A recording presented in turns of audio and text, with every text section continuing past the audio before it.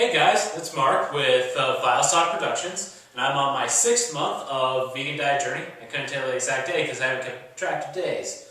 I've been pretty busy with work. I'm now a professional distance education producer for Iowa State University, and I've been doing side projects and doing photography, which we're going to have a website soon, and we're going to have a Flickr account so you can go and you can see photography that I've done if you're interested in that kind of thing. That's getting kind of vlogish and stuff, and so we're not going to go too much into that. Anyway, what I want to touch on is today is Earth Day, and I kind of like the planet. It's kind of my home and where I live, and I wanted to talk about the vegan impact on the ecosystem and how it's more environmentally friendly to be vegan. And so I pulled out one of my books that I did research on a long time ago, and I said I'd read a couple excerpts from it today, and then maybe you guys could find some other cool stuff and post it in the comments section. But the book is Everything You Know Is Wrong by Russ Kicka's editor. It's actually a bunch of articles posted by different people, and then he compiled it into this book. But he has this whole section on veganism, which I highly recommend. You should read it.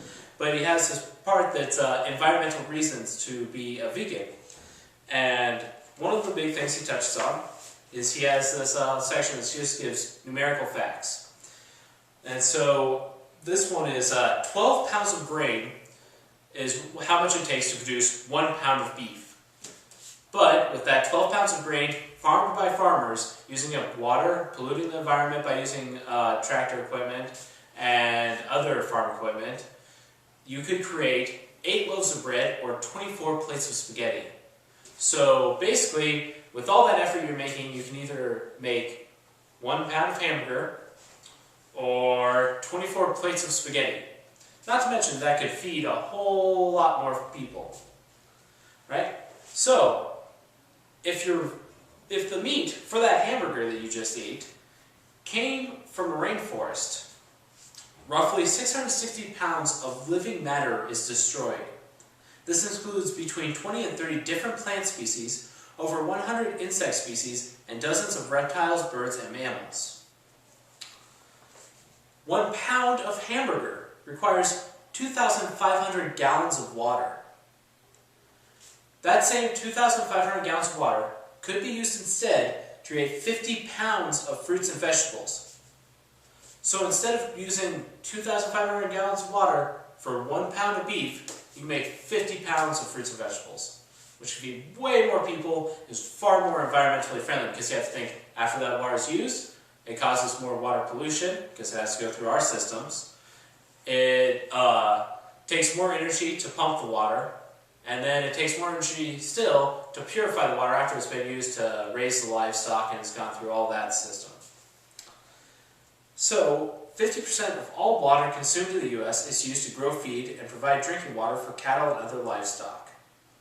So, just put that in perspective, you're still only making, for all of that energy and effort put into water, 50% of all the water consumed is just for livestock and making feed for livestock.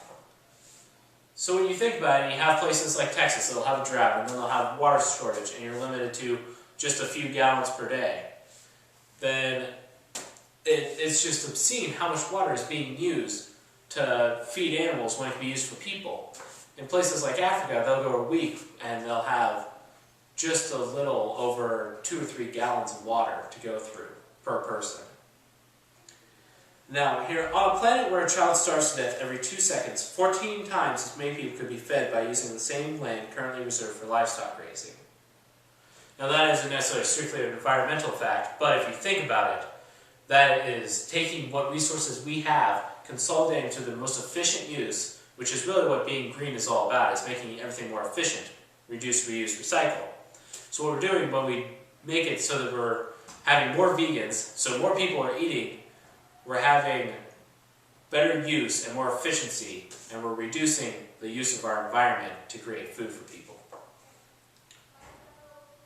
Alright, the Big Mac, well, let's not touch on McDonald's, but 200 gallons of fossil fuels are burned to produce beef currently consumed by the average U.S. family of 4, while 500 pounds of carbon dioxide are released in the atmosphere for every quarter pound of rainforest beef.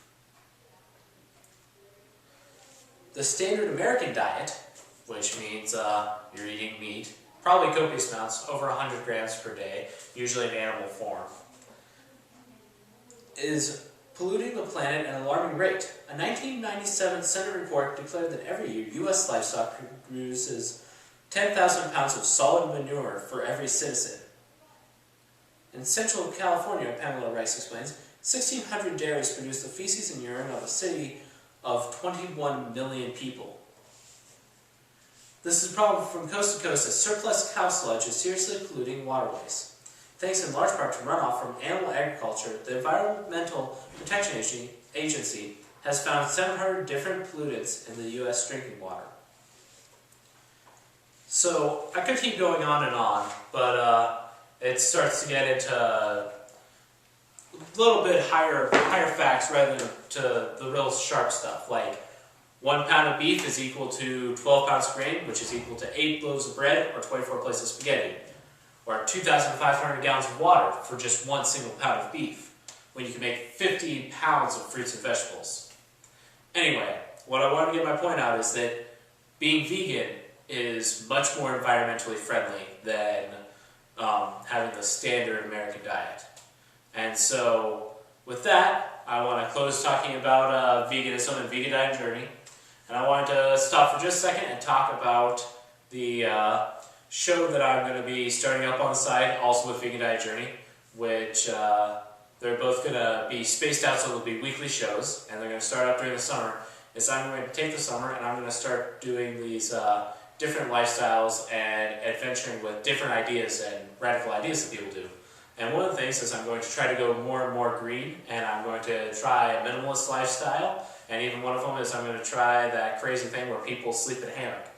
And I know a couple people have tried it, and so I'm going to try all those things and see how they work out and let you guys know and provide facts and then make a little documentary about it. So, hope you enjoyed the video and all the facts. You can click on our YouTube link and go see our page and see all the past videos. And I will see you guys later. Rawr, rawr, rawr, rawr, rawr.